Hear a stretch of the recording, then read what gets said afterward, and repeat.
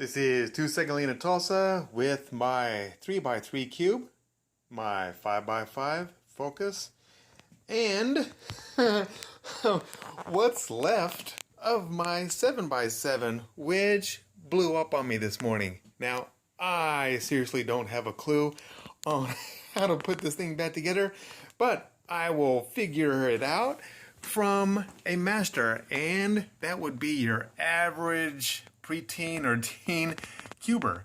So I decided to look online, and there's my search. And the problem with this, well, it's nice but it's not, is that this is a stop motion video. That means this goes really fast, and it's only, focus, 3.5 minutes long. And I'm going to show you a trick here, keyboard trick. Press the K and it unpauses, but that's way too fast for me. So I'm going to press K again, stopping it. Coming back, I can forward 1 frame at a time by pressing this button, and backward 1 frame at a time by pressing this button.